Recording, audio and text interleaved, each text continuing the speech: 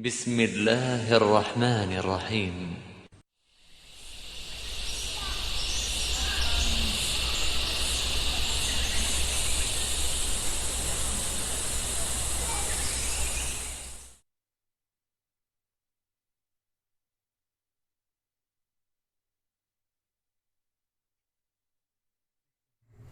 Bismillahirrahmanirrahim. Assalamualaikum warahmatullahi wabarakatuh. Alhamdulillah wassalatu wassalamu ala rasulillahi amma ba'd.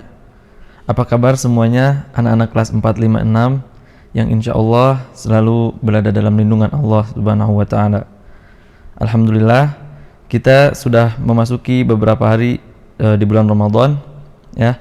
Semoga puasa kita semua lancar dan selalu dan diterima oleh Allah Subhanahu wa taala. Ya, untuk anak-anak yang belum pernah batal sampai hari ini, semoga selalu diberi kesehatan dan kekuatan agar dapat menjalankan puasa sampai akhir nanti. Amin ya rabbal alamin. Nah, untuk yang sudah pernah batal karena sakit atau yang lainnya, semoga kedepannya selalu diberi kekuatan agar mampu menjalankan puasanya sampai akhir dan tidak batal-batal lagi, insya Allah.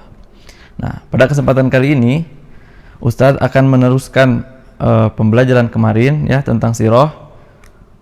Kemarin Ustadz Andrian telah menyampaikan sirah tentang ciri-ciri fisik Nabi Muhammad SAW. Nah, kali ini Ustadz akan meneruskannya ya, yaitu masa pertumbuhan Nabi SAW. Nah, Ustadz akan melanjutkan dari buku Panduan Mendidik Anak Muslim Usia Sekolah ya, sama seperti buku yang kemarin Ustadz Andrian pakai. Nah, yang pertama yang akan Ustadz bahas pada masa pertumbuhan Nabi yaitu setelah kelahiran Nabi SAW.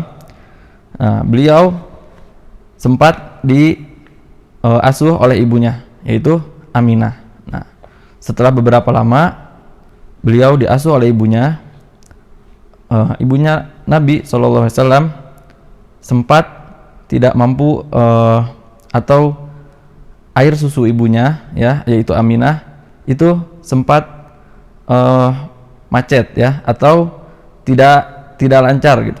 Jadi keluar susunya itu tidak lancar. Jadi beliau ingin Rasulullah disusui oleh oleh ibu lain atau disusui oleh orang lain. Nah, akhirnya karena dulu di zaman Nabi Muhammad SAW di Arab itu sudah biasa ya orang yang mempunyai anak menitipkan anaknya untuk disusui. Itu sudah biasa, sudah banyak di sana. Nah, orang-orang kota biasanya orang Mekah atau orang Madinah mencari orang-orang yang dari desa atau dari kampung, wanita-wanita dari desa ya, untuk dititipkan anaknya, untuk dididik dan juga untuk disusui. Nah, Nabi SAW termasuk dari anak-anak itu. Nah, ada cerita unik ya ketika Nabi Muhammad SAW akan dititipkan. Nah, jadi beliau itu dititipkan oleh seorang wanita dari desa. Nah, Ustaz akan munculkan namanya di layar. Ya, namanya adalah Halimah As-Sa'diyah. Nah, jadi waktu itu orang-orang desa atau orang-orang kampung yang sudah terbiasa untuk menyusui anak-anak orang kota ya, orang-orang yang ya anak-anak bayi yang dititipkan. Nah, beliau mereka orang-orang yang siap menyusui ini mencari anak-anak kecil di kota ya untuk mereka susui. Nah, saat Halimah berangkat bersama untanya, naik unta ya, karena zaman dulu kendaraan rata-rata orang Arab adalah unta dan kuda, tapi kebanyakan menggunakan unta. Nah, Halimah menggunakan unta yang kurus dan lemah, jadi lambat jalannya. Sedangkan ibu-ibu lain ya, wanita-wanita yang lain menggunakan unta-unta yang masih sehat, yang masih kuat, jadi cepat sampai ke Mekah. Nah, Halimah karena untanya sudah lemah ya, karena untanya sudah tua, jadi lama sampai ke Mekah. Akhirnya Halimah telat sampai ke kota Mekah dan sempat kebingungan karena sudah tidak ada anak lagi yang dapat beliau asuh, ya, tidak dapat beliau susui. Karena itu adalah mata pencaharian beliau, ya, mata pencaharian Halimah. Jadi Halimah bisa mencari uang karena mendidik dan menyusui anak-anak kecil orang-orang Mekah. Karena beliau sempat kebingungan karena tidak ada anak-anak lagi yang dapat beliau asuh, ya, yang dapat beliau susui. Akhirnya beliau mencari keliling kota Mekah. Saat berkeliling kota Mekah, tiba-tiba untanya mengarahkan Halimah ke suatu rumah, ya, dari pasar. Beliau mencari, waktu sudah orang-orang sudah menitipkan anak-anaknya, beliau sudah tidak mendapat, ya, di pasar juga tidak ada yang menitipkan lagi. Tiba-tiba beliau dituntun oleh untanya sampai ke rumah Aminah. Nah, di sana Aminah juga mencari seorang ibu, ya, untuk menyusui anaknya, yaitu Nabi Muhammad SAW. Akhirnya karena Halimah datang ke rumah Rasulullah dan Aminah bertemu dengan Halimah, menanyakan, ada apa Anda datang ke sini, gitu. Karena ibunya belum kenal dengan Halimah, ya. Kata Halimah, saya dituntun unta saya untuk datang ke rumah ini. Akhirnya Aminah bertanya, apa pekerjaan Anda, ditanya, ya, untuk apa Anda datang ke Mekah. Nah, akhirnya Halimah menjawab dia sedang mencari anak untuk disusui. Nah, kebetulan Aminah juga sedang mencari seorang ibu. Nah, seorang ibu susu, ya, untuk menyusui anaknya. Akhirnya dititipkanlah Rasulullah SAW kepada Halimah As-Sa'diyah, dan dibawalah Rasulullah ke kampungnya Halimah, ya. Saat pulang, tiba-tiba unta yang dipakai, yang digunakan, ya, yang ditunggangi oleh Halimah menjadi kuat dan menjadi sehat kembali, ya. Tiba-tiba untanya menjadi segar, menjadi gemuk dan berjalan dengan cepat sampai orang-orang yang telah duluan, ya, pulang ke kampungnya mereka itu, yang sudah mendapatkan anak-anak untuk disusui, tiba-tiba menjadi tersusul, ya, oleh Halimah dan Rasulullah dengan untanya. Tiba-tiba untanya menjadi segar, kuat, dan mampu berjalan dengan cepat sampai ke desanya. Nah, di desanya setelah beberapa tahun, ya, Rasulullah diasuh oleh Halimah. Nah, ada riwayat yang mengatakan bahwa Rasulullah diasuh oleh Halimah itu selama 4 tahun, ya, di kampungnya. Sampai 4 tahun. Nah, saat Rasulullah berumur 4 tahun dan Rasulullah sedang bermain-main dengan teman-temannya, tiba-tiba datang malaikat, ya. Ada 2 malaikat. Yang salah satunya adalah malaikat Jibril. Nah, tiba-tiba Rasulullah, jadi malaikat ini berubah wujud menjadi manusia, ya. Tiba-tiba malaikat ini mendatangi Rasulullah dan membawanya. Teman-temannya ketakutan karena ada orang asing yang membawa temannya, seperti mereka mungkin mengira bahwa Rasulullah itu diculik, padahal itu adalah malaikat yang menyamar menjadi manusia. Nah, dibawalah Rasulullah SAW oleh malaikat Jibril dan salah satu malaikat lagi, ya. Beliau dibawa lalu dibelah dadanya oleh malaikat tadi. Rasulullah SAW dibelah dadanya dan diangkat hatinya, dikeluarkan hatinya, lalu dimasukkan ke bejana emas, ya. Maksudnya apa? Jadi ada tempat penampungan air, seperti kalau di kita ada seperti baskom gitu, ya. Nah, diisi air. Nah, hati Rasulullah dikeluarkan dari dadanya, lalu hatinya itu dicuci oleh malaikat tadi, lalu dimasukkan kembali, ya. Ini adalah peristiwa yang sangat terkenal dan sewajarnya kita harus mengetahuinya. Nah, di situ Rasulullah dicuci hatinya agar tidak ada tidak ada sifat-sifat yang buruk dari dirinya. Nah, tentunya ini adalah kehendak Allah ya. Rasulullah tidak mengalami sakit atau kenapa-napa karena ini adalah kehendak Allah ya. Jadi walaupun beliau dibelah dadanya, diambil hatinya lalu dibersihkan oleh malaikat, tapi beliau tidak merasa apa-apa ya.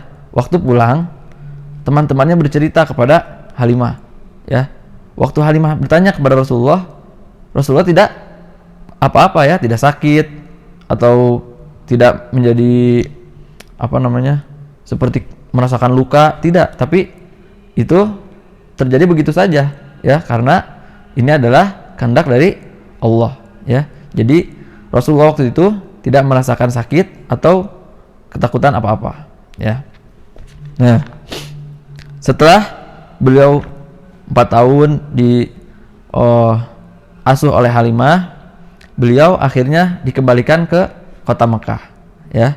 Beliau kembali ke kota Mekah dan dikembalikan kepada ibunya Aminah ya, waktu beliau sudah berumur 4 tahun. Nah, setelah itu Rasulullah diurus oleh ibunya ya, oleh ibunya Aminah ya. Diurus. Nah, waktu beliau berumur 6 tahun, beliau dibawa oleh ibunya dan Abdul Muthalib kakeknya ya. Abdul Muthalib kakeknya membawa Rasulullah ke Madinah bersama ibunya yaitu Aminah. Dibawa ke Madinah untuk melihat kuburan ayahnya ya, karena ayahnya Nabi Muhammad SAW meninggal saat Nabi Muhammad masih di dalam kandungan ibunya. Nah, ayahnya Nabi Muhammad itu dikuburkan di kota Yathrib ya, atau sekarang terkenal dengan nama kota Madinah. Nah, jadi Abdul Muthalib kakeknya dan juga ibunya Aminah ya membawa Rasulullah kecil ya, sekitar umur 6 tahun, dibawa ke Yathrib atau ke Madinah untuk melihat kuburan ayahnya itu Abdullah.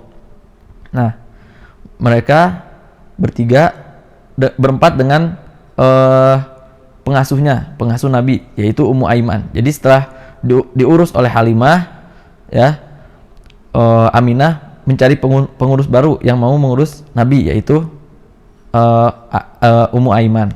Nah, diurus oleh Ummu Aiman, dibawa berempat mereka ke Yathrib ya, membawa Rasulullah ke Yathrib untuk menengok atau menziarahi kuburan ayahnya yaitu Abdullah.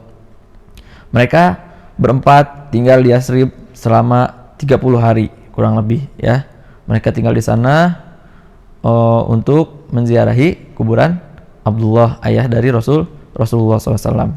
Nah, saat mereka hendak pulang ke Mekah ya, kembali ke Mekah, tiba-tiba di pertengahan jalan ibu Rasulullah mengalami sakit yaitu Aminah ya.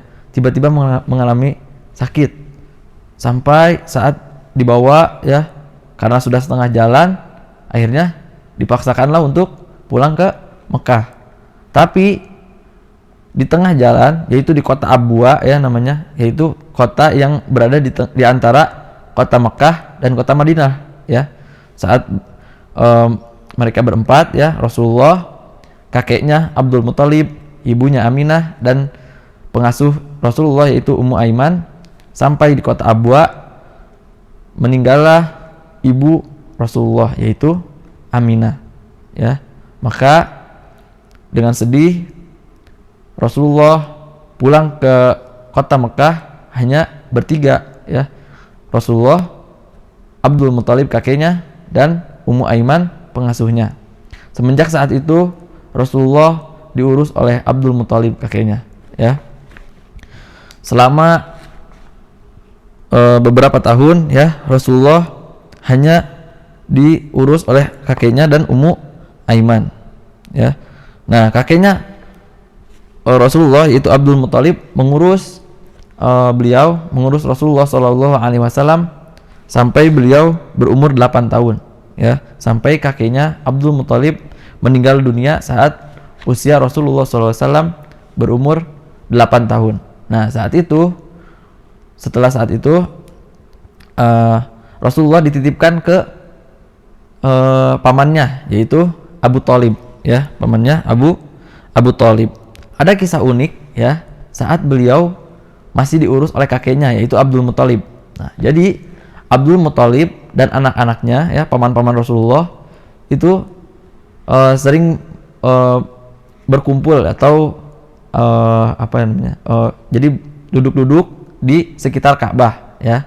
Ada permadani tempat mereka duduk, ya. Ada tempat kakeknya Abdul Muthalib, ada tempat paman-pamannya Nabi, ya. Jadi mereka sudah terbiasa dengan itu.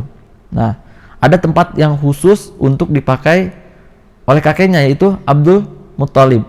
Tapi suatu saat Rasulullah saat masih kecil, saat masih diasuh oleh kakeknya, tiba-tiba duduk di tempat permadaninya Abdul Muthalib, yaitu kakeknya, sampai pamannya itu pada kesal, ya, karena tidak ada yang berani untuk duduk di permadani tersebut. Akhirnya sempat diusir untuk pindah tempat. Tapi saat datang kakeknya Abdul Muthalib, Rasulullah tetap berada di tempatnya, ya, disuruh untuk menetap di tempat itu. Sudah, tidak usah pergi gitu. Tetap aja duduk di tempat kakeknya, itu Abdul Muthalib. Nah, sejak saat itu orang-orang menjadi segan kepada Nabi Muhammad, karena Abdul Muthalib juga bilang, sudah, biar saja duduk di situ, karena suatu saat orang ini akan menjadi orang besar, kata kakeknya, yaitu Abdul Muthalib. Dan benar, saat umurnya 40 tahun Nabi diangkat sebagai Nabi oleh Allah Subhanahu wa Ta'ala. Nah, lanjut, ketika beliau diasuh oleh pamannya, yaitu Abu Thalib. Nah, beliau cukup lama, ya, diasuh oleh pamannya, yaitu Abu Thalib, sampai beliau beranjak remaja. Beliau selalu dengan pamannya, yaitu Abu Thalib. Pada suatu hari beliau diajak oleh pamannya untuk berdagang, ya. Jadi diajari berdagang oleh Abu Thalib. Nah, waktu itu sempat ingin diajak ke kota ke negeri lain, yaitu negeri Syam, ya, yang jaraknya lumayan jauh dari Mekah, ya. Kalau sekarang negeri Syam itu adalah Suriah, ya, negara Suriah, negara Yordan, yaitu termasuk dari Syam, kawasan Syam. Nah, dari Mekah Rasulullah dibawa menuju Syam. Tapi di pertengahan jalan ada seseorang pendeta, ya, pendeta yaitu bernama Buhairo, pendeta yang bernama Buhairo. Nah, pendeta ini menunggu kedatangan Nabi setelah Nabi Isa, ya, karena beliau mempertahankan ajaran Nabi Isa, ya, membawa bukunya, yaitu Injil, kitabnya Injil. Beliau benar-benar mempelajari Injil, ya. Waktu itu belum ada Al-Quran karena Nabi masih kecil, ya. Nabi juga belum diutus oleh Allah. Jadi masih memakai syariat yang sebelumnya, yaitu syariat Nabi Isa, ya. Nah, di kitab Injil itu, di kitab Nabi Isa sudah ada peringatan bahwa nanti setelah Nabi Isa akan ada nabi lagi, ya, yaitu Nabi Muhammad. Tapi tidak ada yang tahu kalau Nabi Muhammad itu masih kecil atau akan lahir tahun berapa, tidak ada yang tahu, ya. Hanya tertulis ciri-cirinya saja. Nah, beberapa ciri-cirinya, di antara ciri-ciri kenabian Nabi Muhammad SAW, ya, dari kecil itu ada jadi saat beliau jalan, Rasulullah SAW jalan melewati pohon-pohon itu seperti yang ruku kepada Nabi, ya, seperti yang menunduk. Nah, itu salah satu tanda-tanda kenabian Nabi Muhammad, ya. Begitu juga Nabi Muhammad selalu dinaungi oleh awan. Jadi saat beliau berjalan di tengah padang pasir, selalu ada awan yang mengikuti beliau. Jadi beliau tidak terkena terik panas matahari, tapi tertahan oleh awan, ya. Beliau setiap jalan selalu dinaungi oleh awan. Nah, sampai beliau di suatu kota. Nah,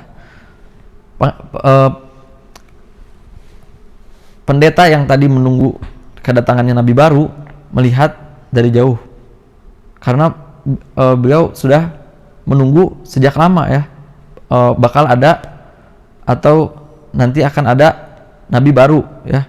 Beliau menunggu kedatangannya. Akhirnya beliau di tempat beribadahnya ya, melihat ke jalan, setiap hari beliau melihat ke jalan berharap bertemu dengan nabi baru tersebut ya. Nah, saat Rasulullah SAW sempat hendak melewati tempat ibadah pendeta tadi, pendeta itu sudah melihat dari kejauhan ada awan yang mengikuti kabilah, yaitu kabilah itu perkumpulan orang yang ingin berangkat untuk berjual beli atau berdagang ya. Nah, Rasulullah dengan kabilahnya Abu Thalib berjalan melewati tempat ibadah Buhairo. Nah, saat Buhairo melihat dari jauh bahwa ada kabilah yang dinaungi awan, lalu selalu ada pohon yang ruku kepadanya, kepada kabilah tadi, beliau yakin bahwa di tengah-tengah kabilah itu, tengah-tengah orang-orang yang akan berdagang ke negeri Syam itu, ada seorang nabi di sana. Saat sampai di dekat tempat ibadah itu, Buhairo bertanya kepada paman nabi, wahai paman, tidak makan paman ya, karena beliau belum tahu kalau itu pamannya ya, afwan. Jadi beliau bertanya, siapakah anak ini gitu, karena sudah banyak tanda-tanda yang beliau lihat dari Nabi Muhammad SAW. Akhirnya dilihat beberapa tandanya, lalu tandanya yang ada di punggungnya juga ingin dilihat oleh pendeta tadi. Lalu bertanya, siapakah ini? Gitu. Siapa anak ini? Tanya. Oh, dia adalah anaknya. Pamannya waktu itu mengatakan bahwa ini adalah anak saya gitu. Lalu diceritakan, tapi pamannya itu tidak menceritakan yang sebenarnya, karena beliau tahu bahwa nabi ini harus dirahasiakan ya. Nah, akhirnya pendeta tadi berkata, tidak, anak ini pasti orang tuanya telah meninggal, karena sudah ada semuanya di kitab Injil ya, sudah diceritakan. Jadi beliau sudah tahu bahwa Rasulullah itu ayahnya meninggal saat Rasulullah masih di dalam kandungan ibunya, terus ibunya akan meninggal saat beliau berumur 6 tahun, beliau akan diasuh oleh kakeknya, lalu kakeknya meninggal dan diasuh oleh pamannya setelah itu. Nah, pendeta ini sudah tahu. Akhirnya pendeta ini berbicara kepada Abu Thalib, pamannya. Pasti engkau adalah pamannya anak ini, kata si pendeta tadi. Nah, lalu Abu Thalib berkata, ya, yang Anda sebutkan semuanya betul. Anda tahu ini dari mana gitu.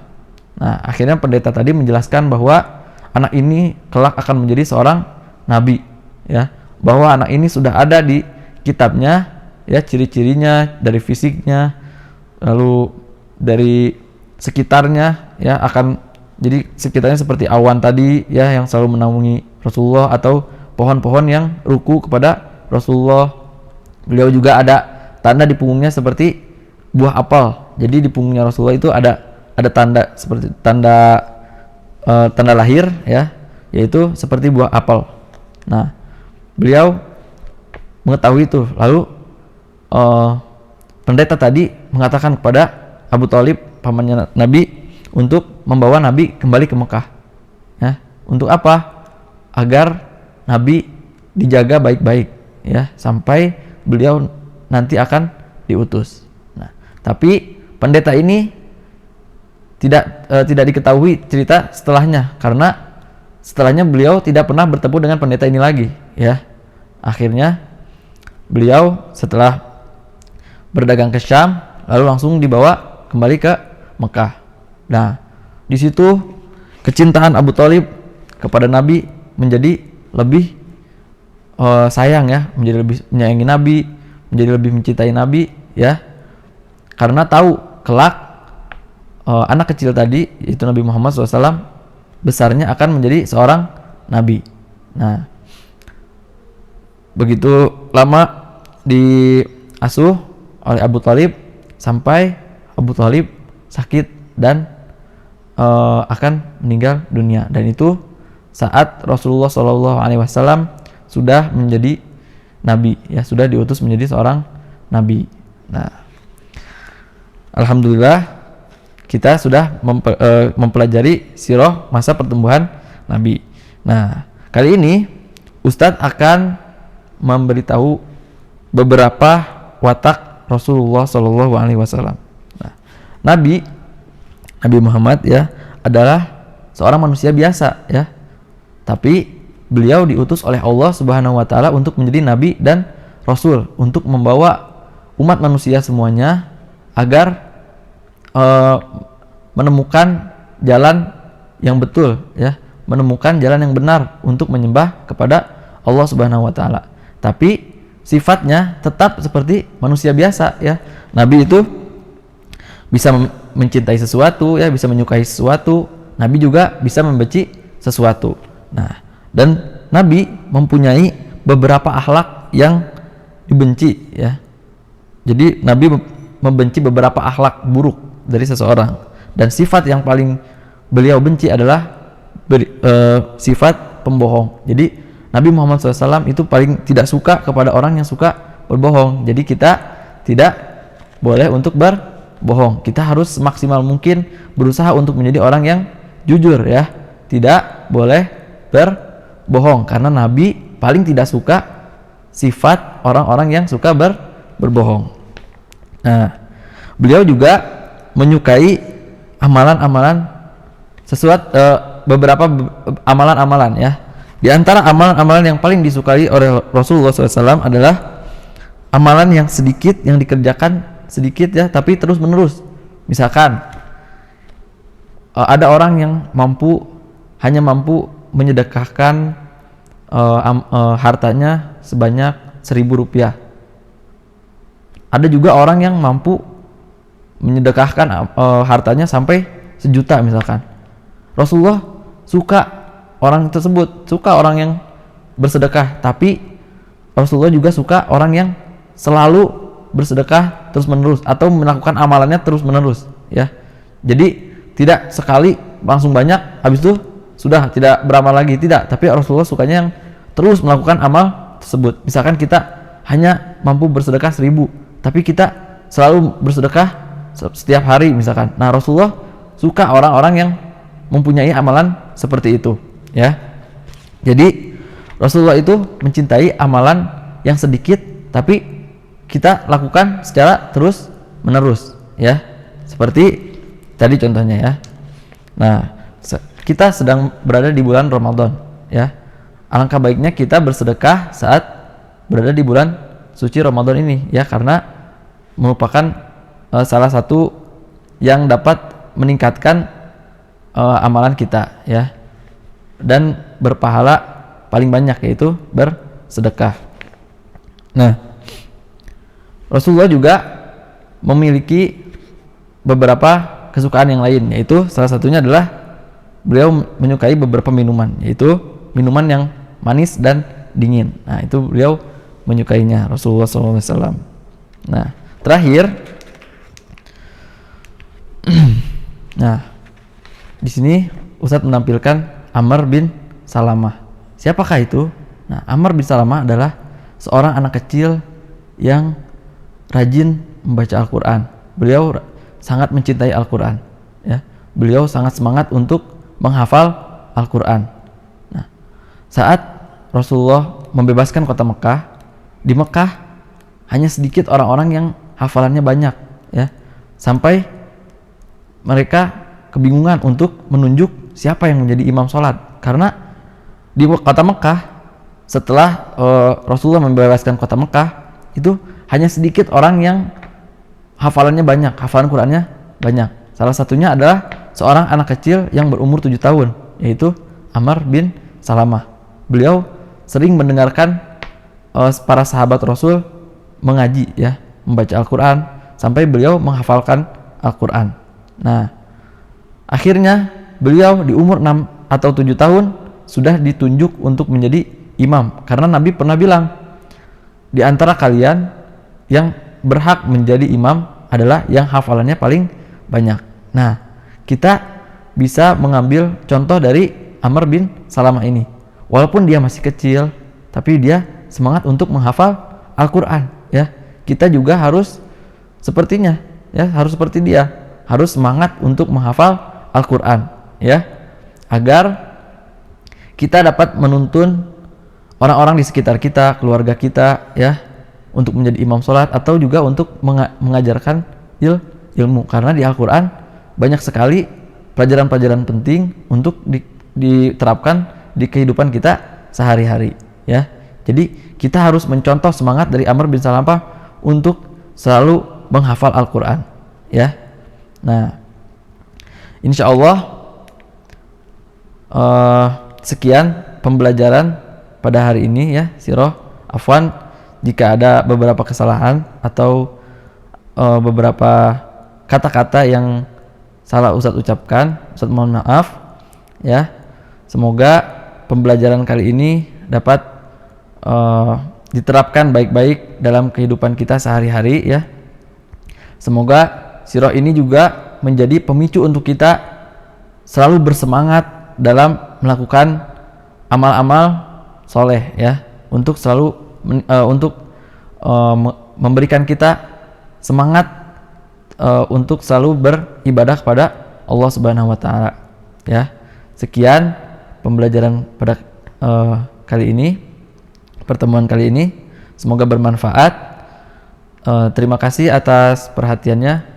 Assalamualaikum warahmatullahi wabarakatuh.